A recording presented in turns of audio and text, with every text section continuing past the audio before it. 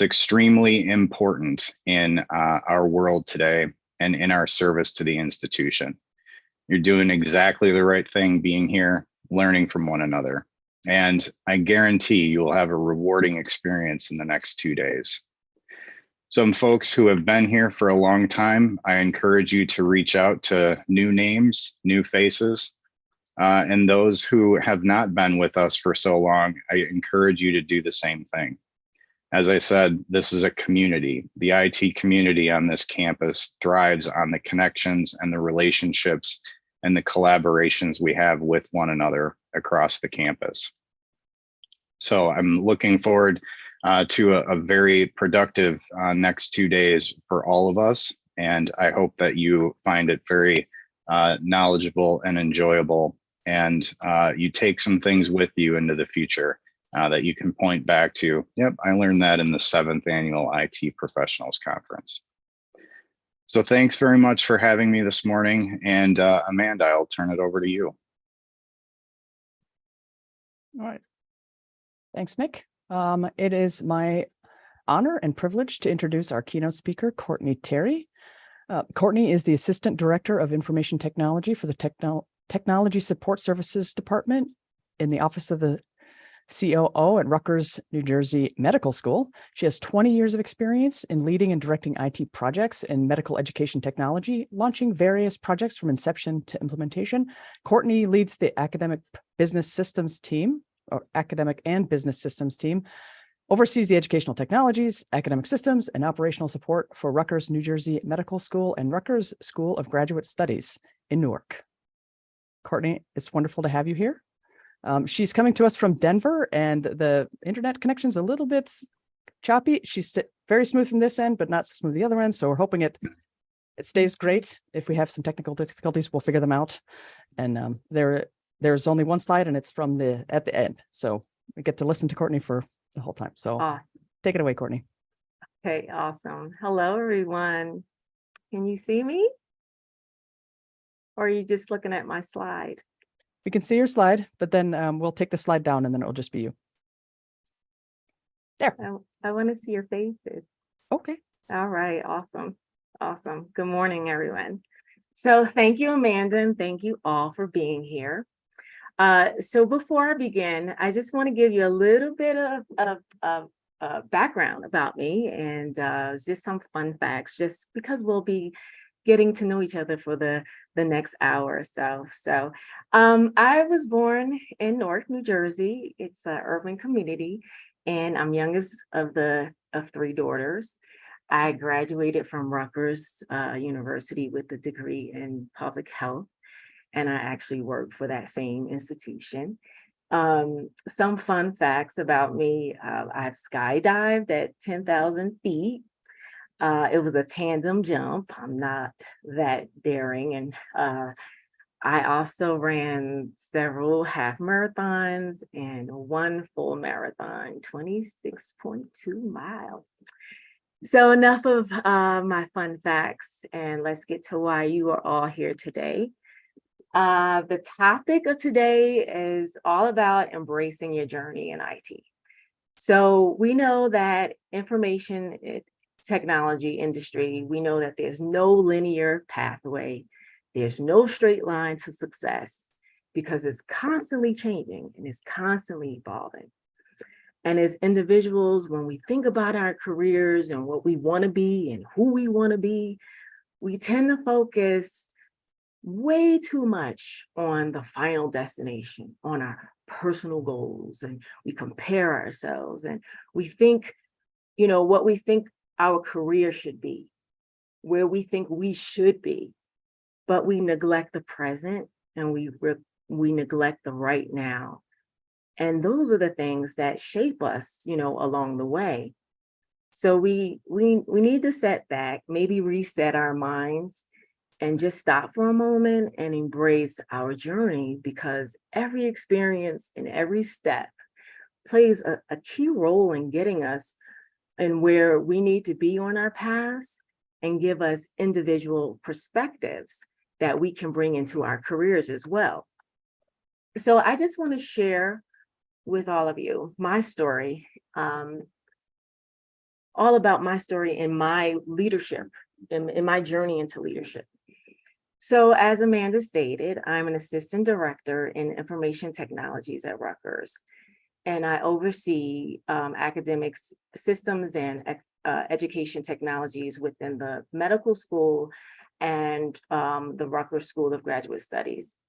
And I am still on my journey. I'm not sure what my final destination will be, but I'm content with where I am right now, but I do know, that I do want more. And like many of you out there, we may not know exactly what we need to do or where we want to be, but we do know that we need to establish some type of plan, right? Some plan so that we need to make sure that that plan is fluid. We need to make sure that that plan is flexible and subject to change, because one thing's for sure, change happens in IT. I'm trying my best to embrace opportunities as they come along and create brand new opportunities as for myself when I can, and push through obstacles when they come my way. But so we've all heard the saying, first impressions are important, right? We all heard about first impressions and how important it is. So first impressions are important. First impressions can be long lasting. First impressions matter. Well, in my case, it was all true. First impressions played a significant part in my journey and in my career. So as I tell my story today, you'll hear a common thread, a theme about first impressions, because so many of my opportunities for advancement came about as a result of a good first impression. So I've been working at the medical school for 20 years now. I started as a business analyst, and initially I was assigned to a couple of small projects here and there, just trying my best to be a contributor, trying my best to find my niche and find my footing in just such a large institution like Rutgers. And within the first year as a business analyst, an opportunity had presented itself, and I took advantage of that opportunity, which ultimately helped in my career. So let me explain. At the time, there was a project that had failed, which cost the institutions thousands of dollars, like close to 100K. The education curriculum was all paper-based, no electronic system in place for things like grading and evaluations, reporting, and so forth. And Rutgers was all paper-based, the medical school at the time. And I know I'm dating myself, but the goal was to move from paper to an online environment. So they purchased a course management system, and it was purchased by the senior dean without any buy-in from any stakeholders. He thought he was doing well by purchasing this, bringing technology to the school, but he didn't get any buy-in from the stakeholders. And we all know that that's like a big no-no and a detriment to any project. That's like project management 101. And when it was time to launch this project, the project failed miserably. And the Office of Education and the course and clerkship directors, they all rejected the program, which all just created this big uproar. The senior dean, who was responsible for the project, who had done the actual purchasing, he noticed me from a previous meeting and on one of the smaller projects that I mentioned earlier. So he saw my work ethic and he entrusted me to take on this complex project. I knew, I was actually surprised because I knew who he was, but I didn't think he knew who I was. Dr. So-and-so knows me, Courtney, really? But obviously I made a good impression on him. This senior dean, he selected me. He recommended that I lead this project based on just a short experience of working with me. First impressions are important. First impressions can be long lasting. First impressions matter. So my task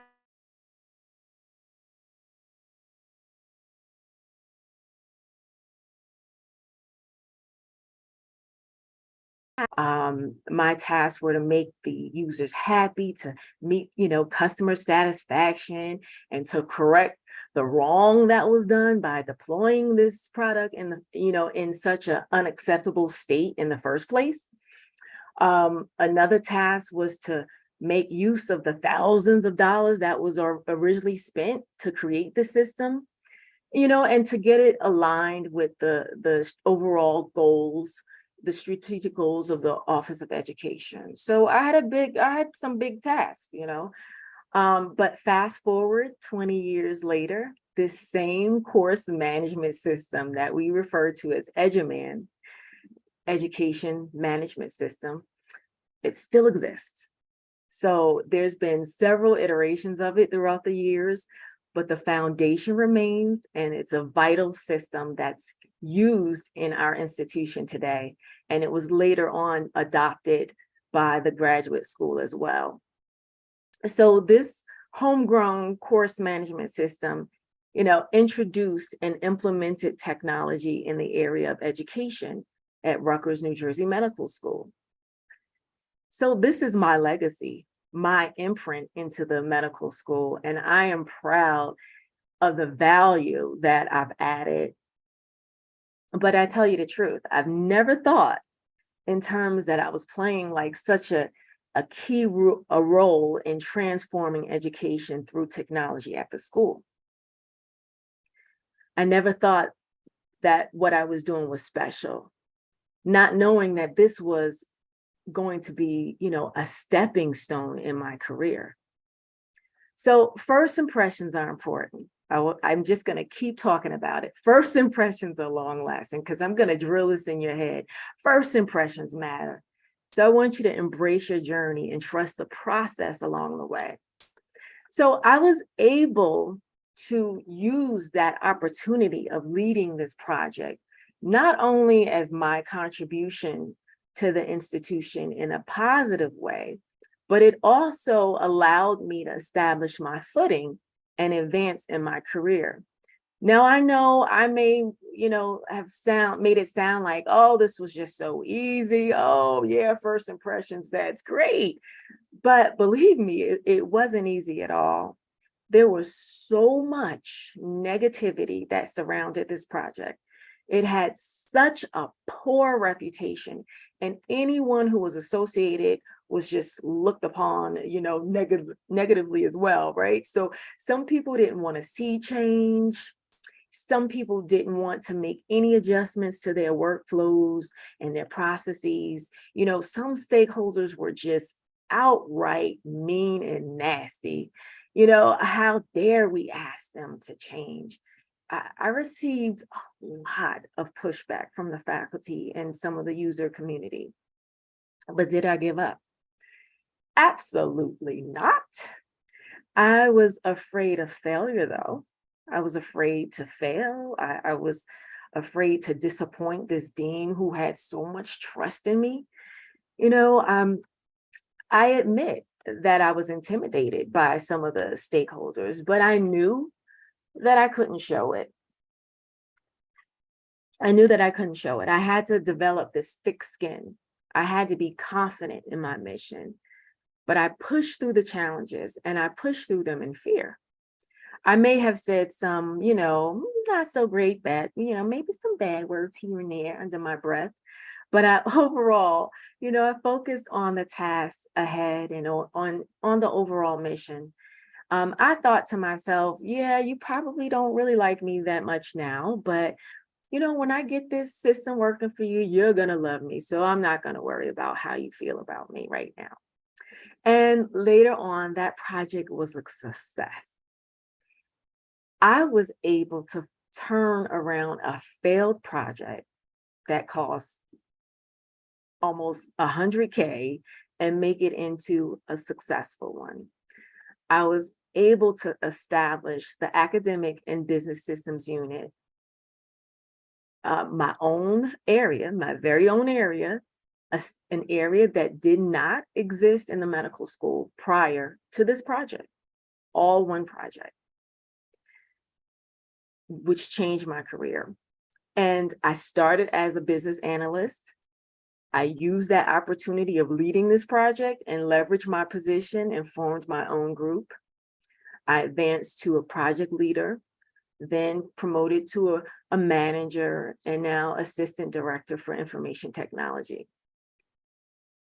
But I must reiterate that the original opportunity came about as a result of a good first impression. So what am I going to say? First impressions are important. First impressions can be long lasting. First impressions matter. Embrace your journey, trust the process, and remember it is a stepping stone in your journey. So my journey, like many of you out there, consists of highs and lows, ups and downs, and peaks and valleys, like everyone else, I'm sure. There were times when I felt like I did not have a voice. There were times when I felt like I was not heard. I felt disrespected at times. I felt like some of my opinion didn't matter to people. My recommendations may have been overlooked. And it was really challenging and tough to deal with at times. And I know, as a young Black woman, I was prepared for adversity and prejudices and racial discrimination and inequities in the workforce. I knew all of this. I was prepared for it because of that talk that I have with my family as a young adult. And let me just explain the talk if you're unfamiliar with the talk. Many African-American families, and probably, most likely other families of color, have this thing called the talk. So the talk is a conversation that prepares you for all of this, prepares you for this, for the injustices of in the world, how to act and present yourself in mainstream America. So the talk informs you, it prepares you of the do's and the don'ts, such as, things like, how to communicate with police. Yes, sir. No, sir. Stereotypes of Black men and women. For instance, you can't be too aggressive but you must be assertive because you don't want to be tagged as the angry Black man or the angry Black woman. You can't be too loud because it could then be perceived to be a little intimidating, but you can't be too quiet because you can be ignored. And you need to fit in as much as you can in terms of your overall look, appearance, your style, stay away from ethnic hairstyles, stay away from ethnic clothing. You really have to alter yourself. And I know that's a lot to pack on. That's a lot of weight to carry on your shoulders and have that balance, in the workforce. But unfortunately, this is my reality. And this is a reality for many other people out there as well. Although I was, aware of all of these things, I was prepared, I knew of all these things, I wasn't prepared quite for a frozen moment that was going to occur in my future. And I call this a frozen moment because it was such an uncomfortable situation and that I was literally like frozen in that moment. And obviously that situation stuck with me because I'm still talking about it 20 years later. It stuck with me, with my entire career. But in hindsight, though, it challenged me to become a stronger person, and it challenged me to find a voice. So let me tell you the story. So during my probationary period, I was in a meeting, and someone made a racist joke. Everyone in the room started to laugh. So once the person made the joke, another person added to the joke. And then the jokes just seemed to keep going. I was infuriated. I felt invisible. I was so angry. I was boiling inside like a teapot ready to whistle. And this terrible behavior that people were doing right in front of me. How dare you say these things? I'm sitting right here. Oh my goodness, I just started working here. Not, it hasn't even been 6 months. I'm on a 6-month probationary period. Oh my God, what do I do? If I speak up, they're gonna hate me. Or even worse, oh my God, if I speak up, they're gonna fire me. All of these things were just running through my mind. And, as well as, how dare you say this? How dare you put me in a situation where I feel this uncomfortable? And how dare you say these things right in front of me? How disrespectful, and what makes you feel that you are superior, right? So after a few seconds, I just couldn't help myself. I couldn't hold my thoughts any longer. And I decided to speak up despite any, possible potential retaliation. I just had to speak up. I had to say something. It was in my career where I had to choose integrity and respect over a job. But it all worked out. Thankfully, there was no fallout. The person apologized, and then other people in the room started to apologize as well. Of course, I never forgot about it. I'm still talking about it today, but we were all able to move forward. But I wanted to share this experience with you because this experience, although is a very unpleasant one, it played a significant role in my journey. Not that, it was a good situation by no means, but I believe it forced me, it pushed me to find my voice. It pushed me to use my voice. I think it assisted me in my development as a leader, the ability to make a quick decision. As I mentioned before, it forced me to speak my mind, regardless of who was in the room, what your status is and what level of influence. And it helped me to actually command my respect. So, unfortunately, I had a couple of other experiences similar to this inside and outside of the workforce, which are unfortunate. But I just, look at them as life experiences, and I push through them, and I'm still here. I can recall when I was working on that course management system project that I talked about. I remember this clerkship director. We were in a room full of people, and I was asking about requirements for the project and what everyone wanted to see in the system. And she stood up and she went on and on. I want the students to have photos. Because we need to send these photos to our affiliate hospitals, and I can't tell these Black girls apart. Oh my God, they changed their hair so much. They all look alike. I cannot. And so the people in the room were like, cut it, trying to give her the sign, like, cut it. Courtney's here, and she didn't get it. She just went on and on. And then after a while, when people are like, cut, she finally stopped. And then she turned around and said, oh, no, not you, Courtney. We all know who you are. We love you. And that's a long time ago. That was a long time ago, before the word microaggressions became so popular today. But I didn't realize it. I wanted to believe that all of these experiences in my growth as Courtney Terry, the strong and resilient woman that I am today. And it was all a part of my journey. And when I started to think about my career and my life, and I just started to put, so many of the pieces together, I said, hey, this is a part of who I am. This is what makes me unique. So reset, embrace your journey, the good and the bad, embrace it all. So on more of a positive note, beyond my primary responsibilities at Rutgers, I am a proud member of the Association of American Medical Colleges. That's the AAMC.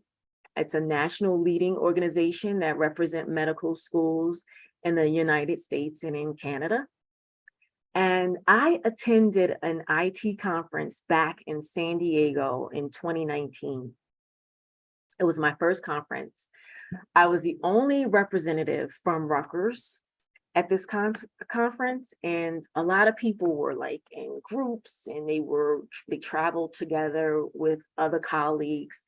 And I just remember sitting at breakfast one day, and I was just chatting with a young lady next to me. And I didn't know at the time, this lady that I was chatting with was the chair of diversity and inclusion at the AAMC, and her name was Jessica Chen. Following that conference, I joined this amazing diversity and inclusion group, and I became an active participant. And within a few months, Jessica asked me to serve as her co-chair. A friendly, casual breakfast, a casual encounter turned into a great opportunity for me. This was another opportunity for advancement that came as a result of a good first impression. Now, what am I going to say? First impressions are important. First impressions can be long lasting. First impressions matter. I'm just going to keep drilling this into you guys. Embrace your journey. Trust the process. So I served as co-chair of the Diversity and Inclusion Committee for 2.5 years before then being asked to serve on its governing committee. So that governing committee is called, so I'm on the steering committee for the group of information resources. We call it the GIR.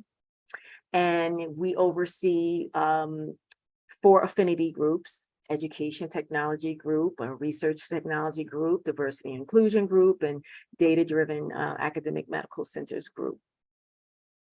And since 2019, when I attended that San Diego conference, I had the pleasure of being a speaker and advocate for DEI at several conferences within the AAMC, speaking on a variety of topics like the role of technology in DEI, the DEI data collection process, unconscious bias in recruitment and retention, and so forth and so on.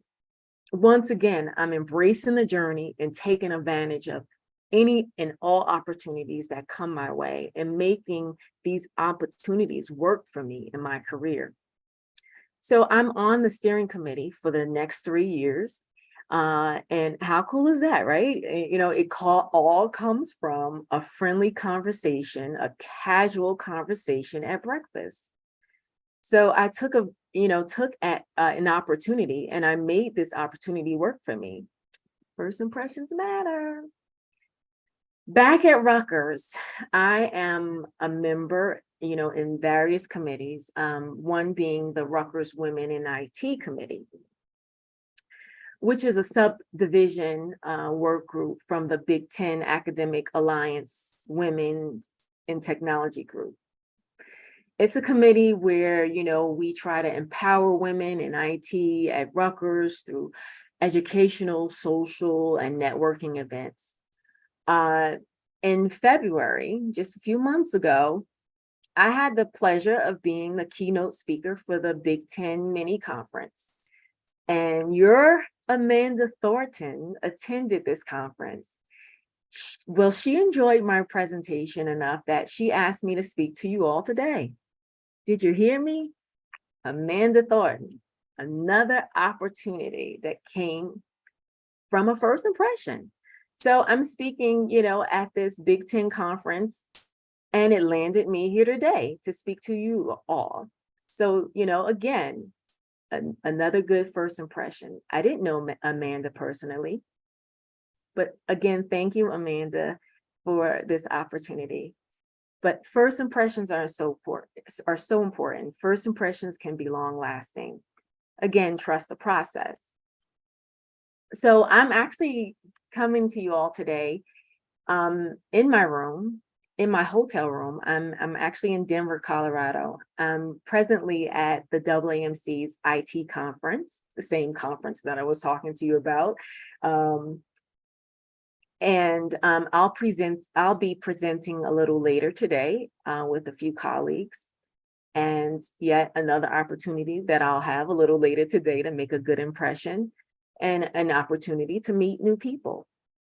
The point of sharing all of this and the point of sharing my story with you is so that you can get a glimpse of how my different experiences and somehow they came together divinely, I guess, helped me, to advance into a leadership role. So now I'd like for you all to think about your lives and think about how you got to where you are today. Did someone play a role in why you work at this awesome University of Wisconsin-Madison?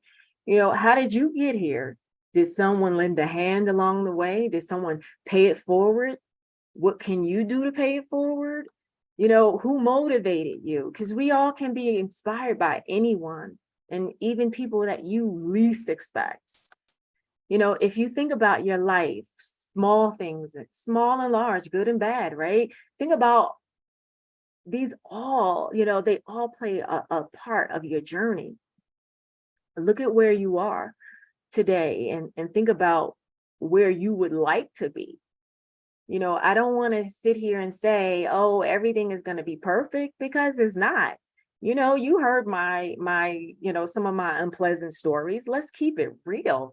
I'm a double minority. I'm an African-American woman, and I'm also a woman in IT, in which we all know is a male-dominated industry, and female representation. But let's talk about that for a moment. The shortage of women in technology and STEM careers. I want to shout out to all the women on the call who are in technology. Women make up nearly half of the workforce in the United States, and only 31% of IT employees are women. How about that? Think about that disparity for a moment, but then give yourselves a pat on the back for being a part of what is called the boys club. So there's no good way to say it. Women's representation in technology in the workforce has been, a little stagnant, but we're improving, but why is this, right? There's so many reasons. They're saying that, toxic working environments, maybe feeling undervalued, not feeling included, lack of representation, at all levels. It's hard to be what you don't see. Think about that. Not seeing women in technology makes it less attractive to other women. This IT industry, is often referred to as like the bro culture, the boys club. And, many women can relate to feeling invisible, feeling unwelcomed, maybe even discriminated against. Women in leadership roles may even experience some pushback just because of their gender. These are real issues out there that many women have faced, and we have to do better. We must somehow work on this imbalance. But I'm not here to blame or put shame, on the men in IT. We appreciate you guys. We love y'all. We value you. But we just need to create a culture of diversity and inclusiveness for all underrepresented groups, regardless of your gender, regardless of your race, your sexual orientation, your age, physical, challenges or disabilities. We all need representation in IT for the betterment of future, technology initiatives and advancement. Think about biases and facial recognition technology and algorithms and things like that. We all need representation in all areas of technology to work and be accurate and for things to be reliable. We need all hands on deck, at the table and when making decisions in technology. They say that diverse teams can bring about more thriving businesses. And that's exactly what we want, don't we? Thriving businesses, thriving institutions. Therefore, we have to work together to ensure that everyone has a seat at the table and all voices are heard. The beauty of, IT is that it's constantly evolving, rapidly evolving, and so much at times that it's kind of hard to keep up, don't you think? We went from like big bulky computers with big bulky hard drives to small and sleek laptops and iPods. So now it's iPads and iPhone generation, the first generation, and now we're like somewhere like iPhone version 50. Of course I'm exaggerating, but you get my picture.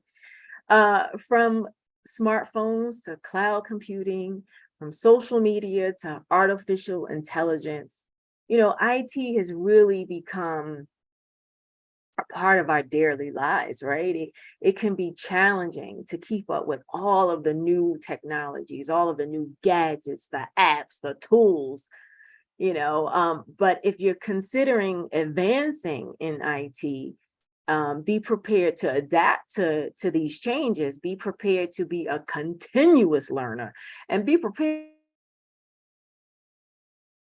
that come about, and also be prepared and be open to opportunities that lie ahead. Remember, first impressions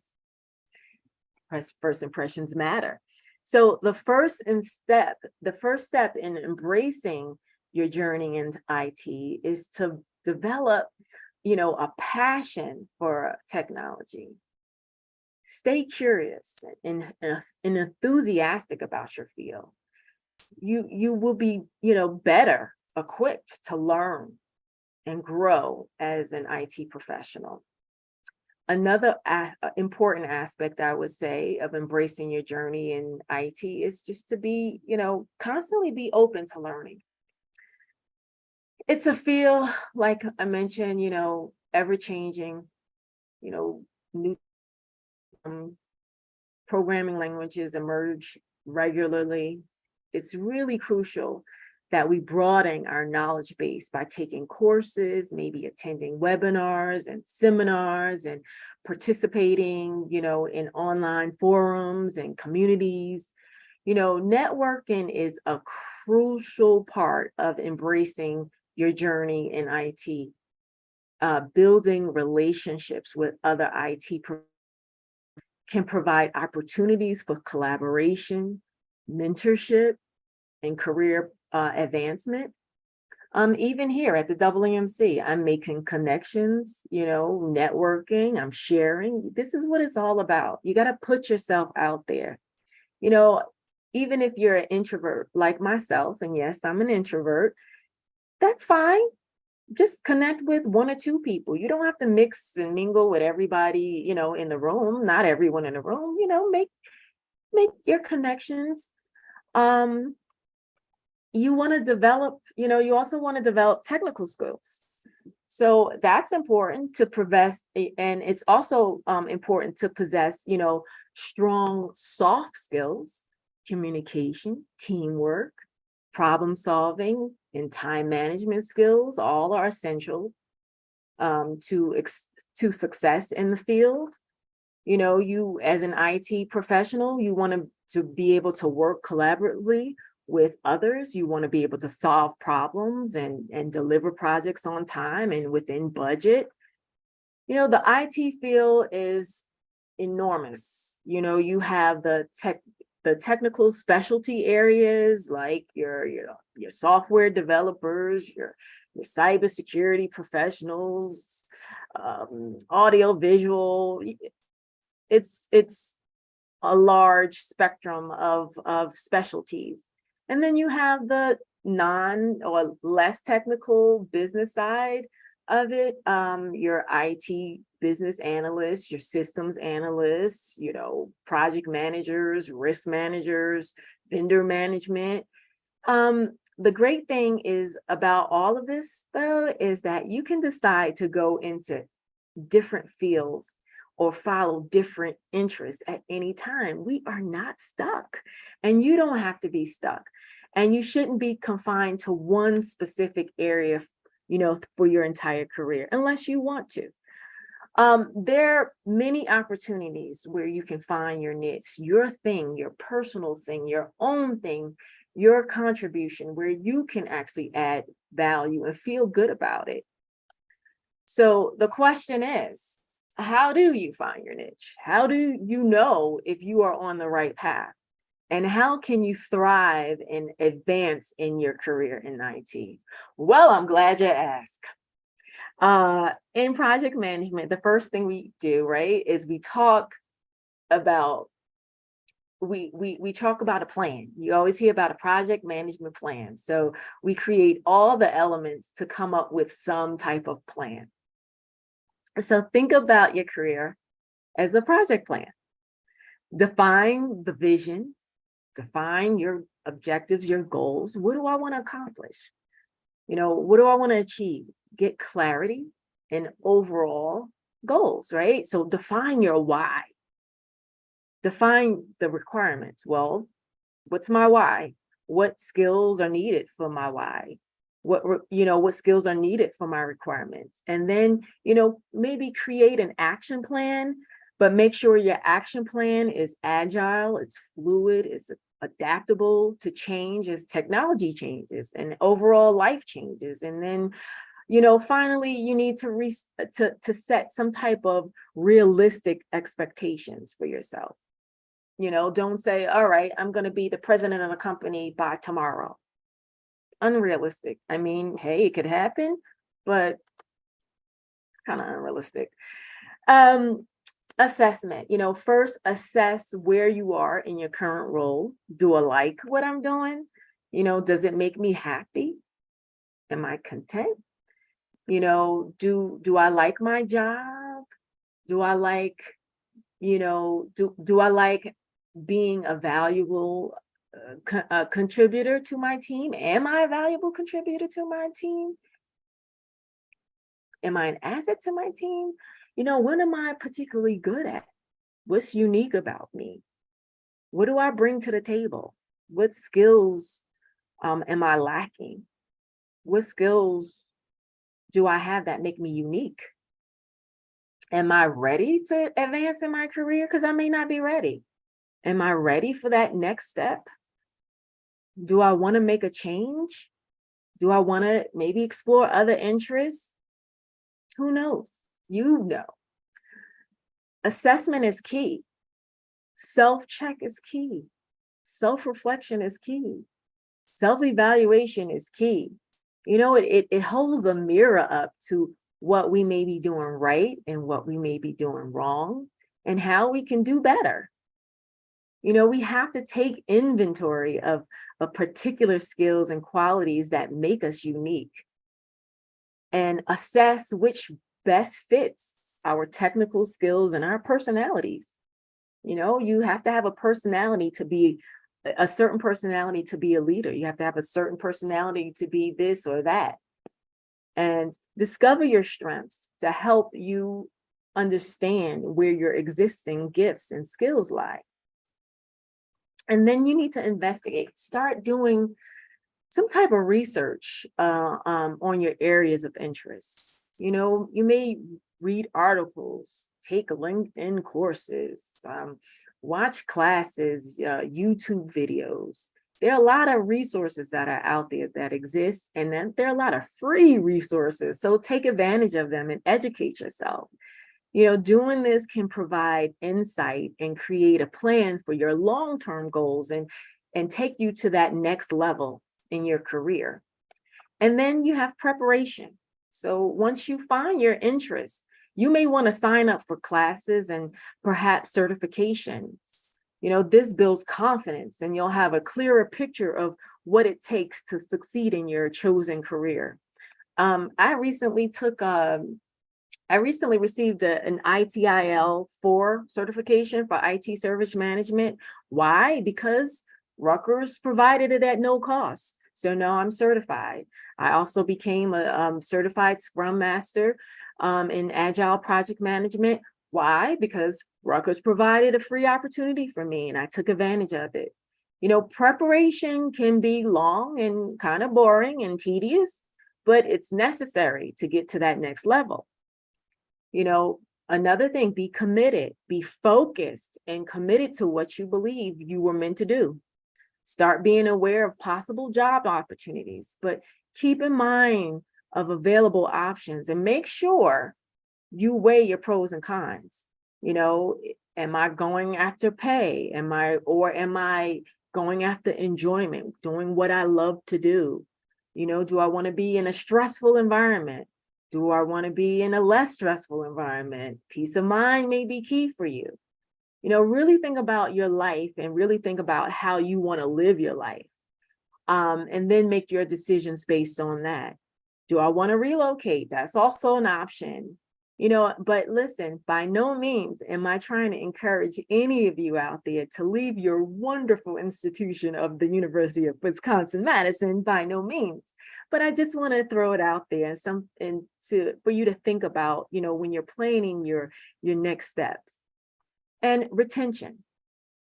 Think about retention. The higher you climb, the more tempting it is to become complacent. So keep your eyes on what's next, but remain committed to continuous improvement. When you stop learning, you stop growing. I'm going to say that again. That's like a mic drop right there. When you stop learning, you stop growing. So I have some advice that I wanted to share with you from various leaders in the IT industry, some words of wisdom. They say take time to research jobs in tech, that interest you. So ask people who are in your field, like, what does your day look like? Another thing, they say network, which I mentioned earlier, attend webinars, conferences, meet new people, look for opportunities to engage with others. There's so many virtual events that don't require travel expenses anymore. Take advantage of it. This is a virtual event. Mentorship programs. Maybe you want to find a mentor or become a mentor. It can be rewarding on either side. And if you are in position to hire staff, maybe provide opportunities to build and cultivate diverse teams. Also, you may want to develop talent within your institution. Some companies are so quick to go on the outside for recruitment when they can develop, staff within. And I really like this one. Say yes, even if you only know 60% of the work. There's no magic, only stuff you don't know yet. And 90% of jobs require training anyway. So go for it. Don't short yourself. Don't compare yourselves to others.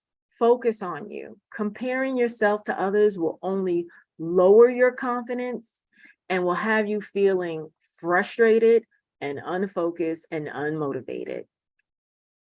Now, I know I said a lot today, but to summarize it all, you've heard my theme: first impressions are important.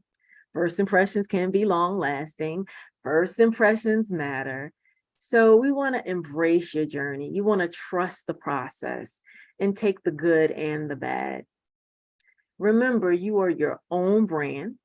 What you do, how you do it, your work ethic is all a part of your brand. You play an important role on how you deliver yourself, your interactions with people, your interpersonal skills, the way you carry yourself, your follow through, all of it can contribute to how others see you and their impressions of you. So your elements, of your smile, your eye contact, simple gestures, and your posture all can contribute to a good first impression. Now, fortunately for me, I've made positive impressions that provided me with opportunities that helped to change the trajectory of my career, but it did not come without a cost, right? Hard work, dedication, consistency, determination, patience, strength, courage, adversity, bumps and bruises along the way. And actually, I have some takeaways for you. Amanda, can you please show my slide?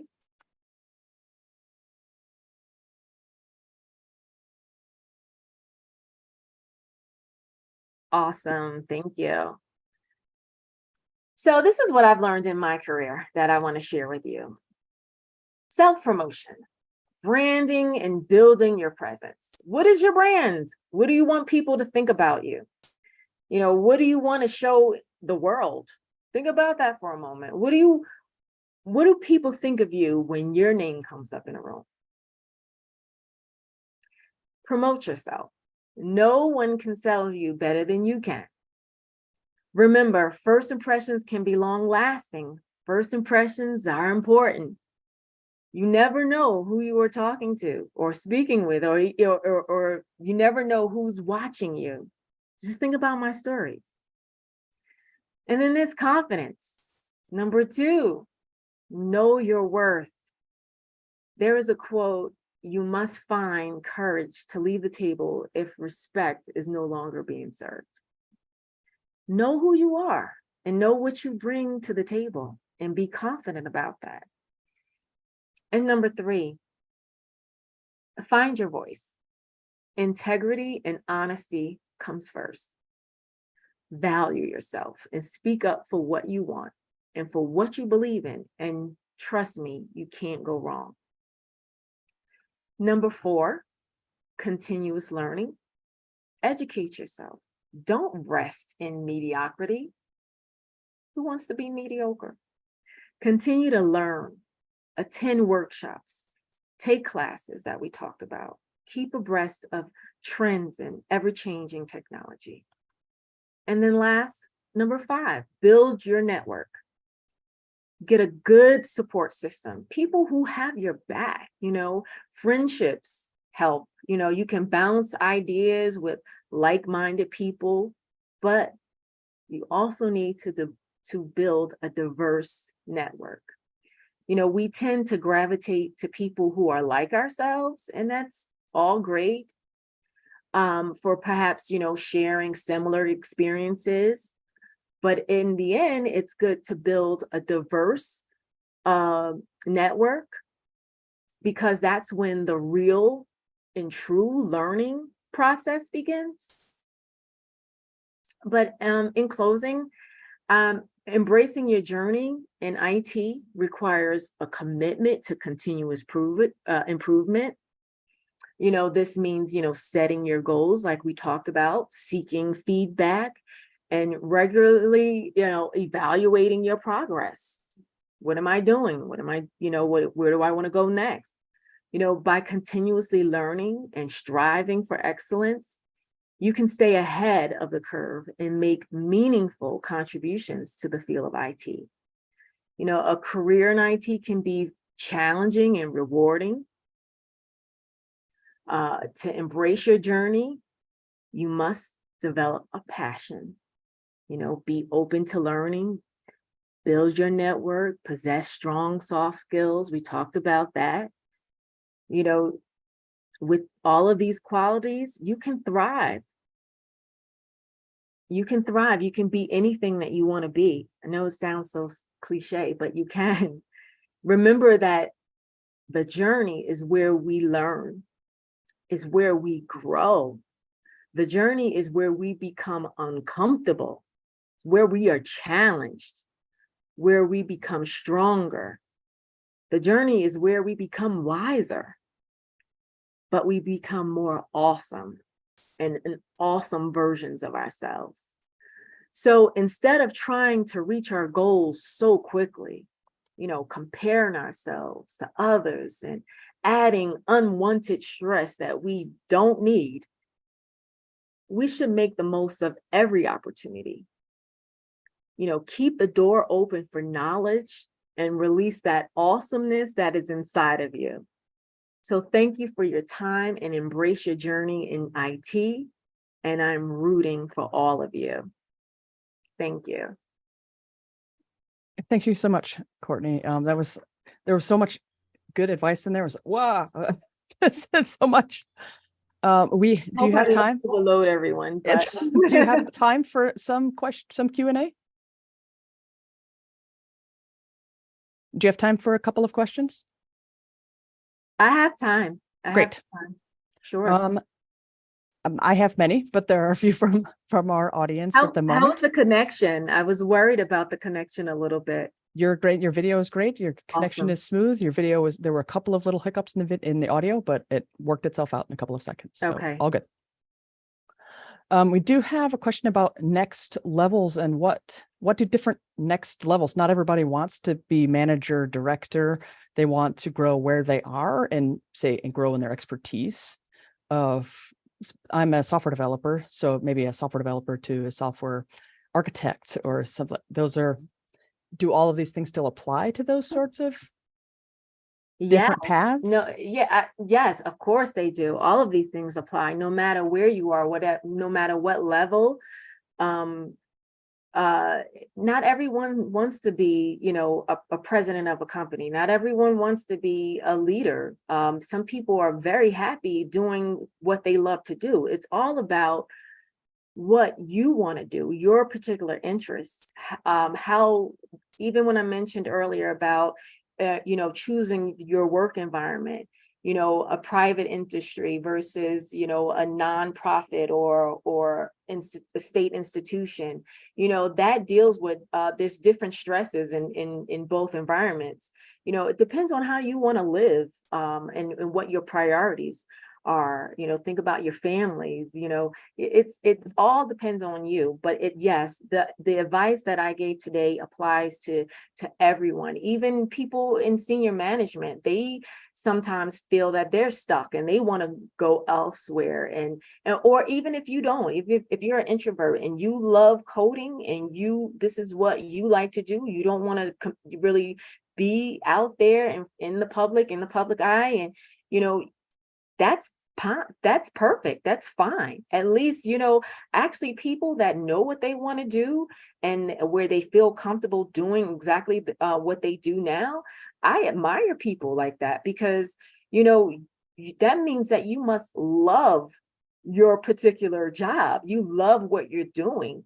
And I say go for it. But just remember no matter where you are, just remember to be open to learning more. So if you want to code forever, just be open to learn more and be the best darn coder you can be, right? And part of the reason I wanted for you to talk to our audience today was to help folks that are either coming into IT from traditionally non-IT careers, or coming in from a different, or don't feel like they are IT, or they're in data, so they're sort of IT adjacent. And how can we help everybody feel like they belong in tech? And okay, what's the specific question there? You talk a lot about making it welcome for diverse people, diverse applicants, diverse voices in the room, and then and all of that applies to career changers as well. When you listed off the soft skills, I could hear a lot of things that applied to. I had a mentee who was an elementary school teacher and switched into IT, and I was like, that is fantastic. That's all the skills you need, right? That sounds like project management to me. But it's hard for folks that are doing that to see themselves in IT, and how can we help with that, and how can they help themselves well feel like they take up space? Right. So when I started, I mentioned that I had a degree in public health administration. Somewhere down the line, I turned into the IT world. So, that is very normal that people change paths. And what I really like about IT is that, it's such a gamut of different specialties that we're not stuck, and we can easily just switch to different interests, right? There's nothing saying that we have to stay in one area.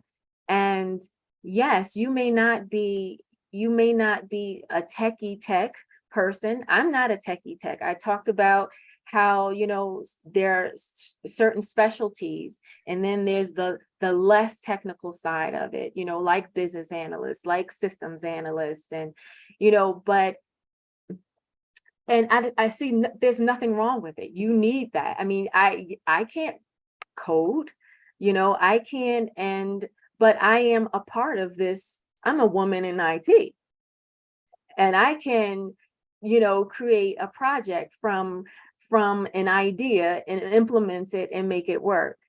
So yes, I'm an IT, whether I know how to fix my computer or not. And you should feel the same way. We're getting some great comments in the chat, like, no, I have a degree in Russian literature. Or I have, one of my friends has a communications or English degree, and it's like, oh no, and they're a great IT manager. So yeah, you just fall in love with what you're doing, and I think it's fine, right? I think that's fine. And I think the beauty of it is, like, think about it, some careers you have, if you go to school, you want to be a doctor, say you want to, you want to specialize in anesthesia, just making it up. Okay, they're kind of stuck in anesthesia. We're not. We have a gamut of stuff that we could learn. It's, someone saying that they were a museum curator. Oh, that's history, right? Journalism, psychology. Okay, right.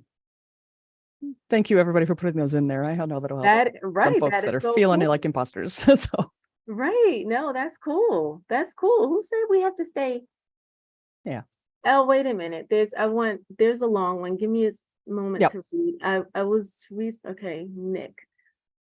I was really moved by your frozen moment story. I know every situation is different and everyone has different needs, but is there anything you wish that other people in the room had done or said that might have taken some of the burden off you? Okay, all right.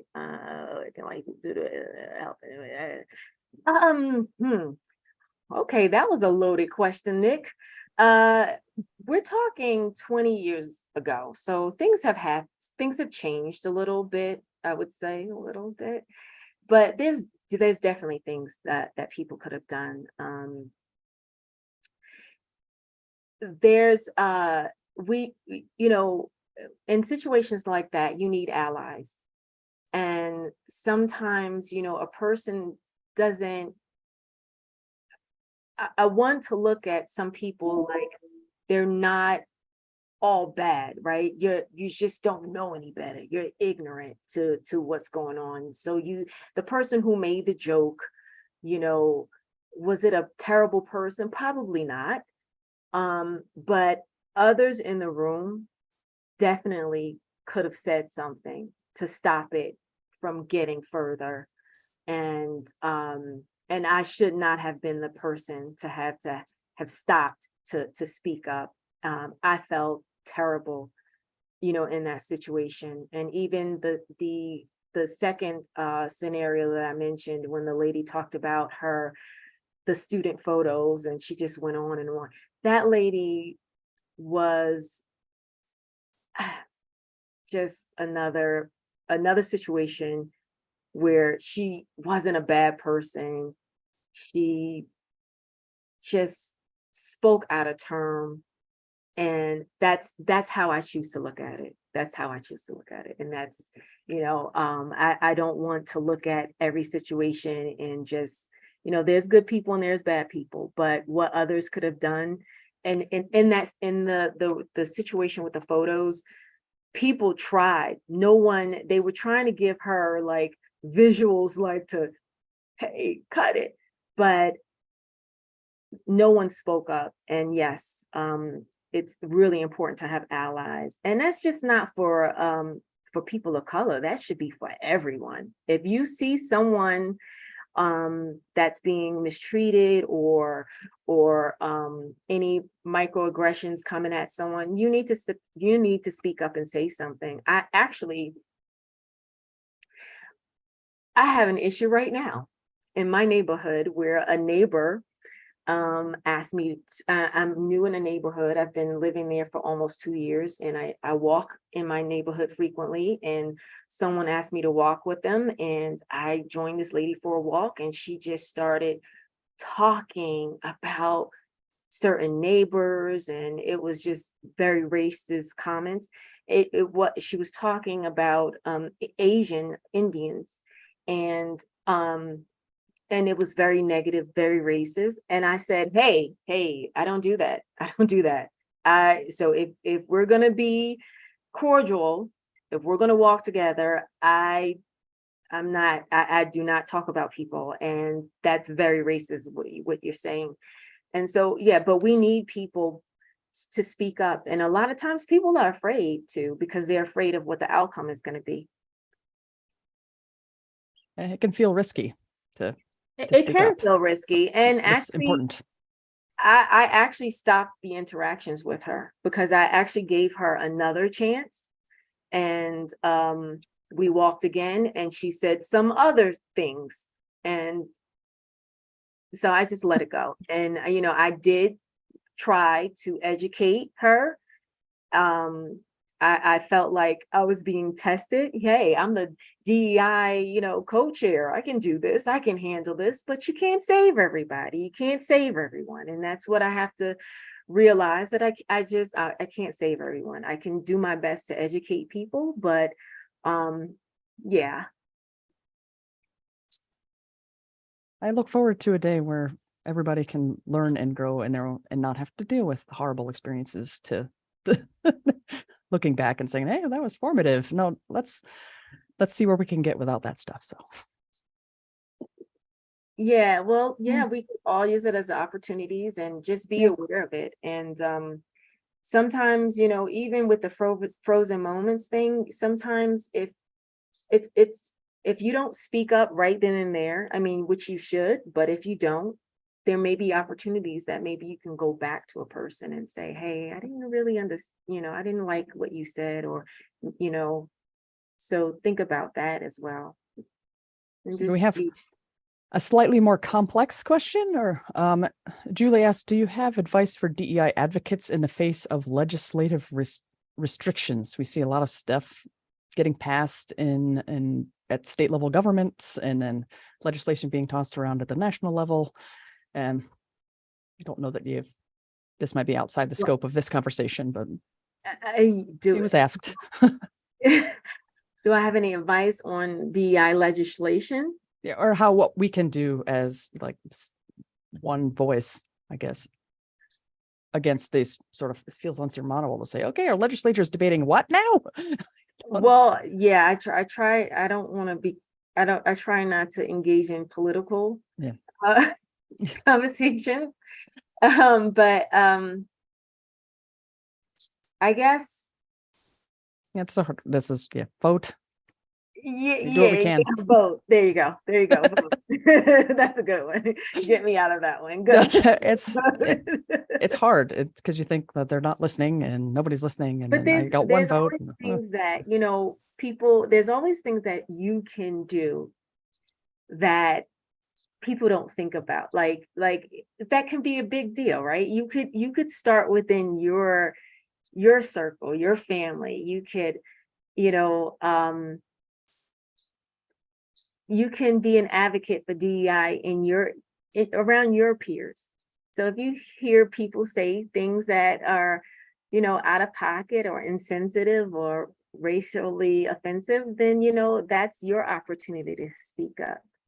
And in terms of, embracing and encouraging people in their careers, there's so many opportunities out there. You can work with folks in your local school system. They have career days. You can go speak to, go into the certain neighborhoods, that where the underrepresented groups are, and encourage students. You could be a mentor to some people. But it kind of all starts with us.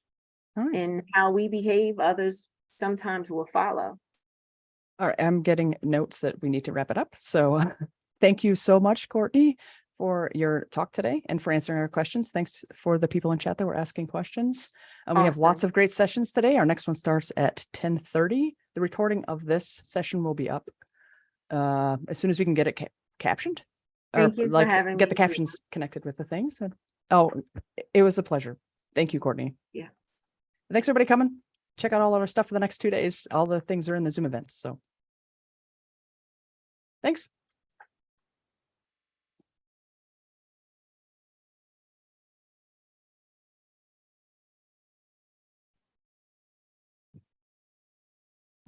Are they gone?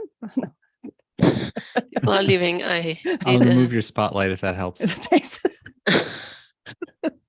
The recording No, stops. that was great. That was wonderful. Sorry to wrap it up like super quickly, but I didn't see your I- notices until I should have skipped that last question. It was a little long. That's okay. I think I it worked see out you, really well, Jason. and just send us to folks. It's like they've got a few minutes, so we'll hopefully get people in for the next talk real quick. But it's like, yeah, a lot of great engagement. Loved it. So There's a lot of good questions. I was a little leery about that last one, but I was like, I feel weird skipping it because it was Yeah, like the it's a first tough question I one. asked. So, but it's good. how do you solve the world's problems? Go. How do you solve it? Go. You have 3 minutes. Yeah. But it's important for people to hear that there's things they can do where they are, like that leap from where Yes. you are. Yep. It's like, Yep. no, wherever you are, you can do something. Mm-hmm. Yeah. Absolutely. Thanks All everybody right. in chat that shared your Yeah. non-direct path. That was so great to see the non-direct paths into IT. Everybody's little. Oh yeah. Yeah. Absolutely. I have a math degree, but that's a little more direct than most people. Yeah, I did economics. It was just. We know you're there, Ken. We're just chatting. Things are still streaming. Yes, I will look. I'm looking at the streaming things now to make sure that is turned off. Let's see.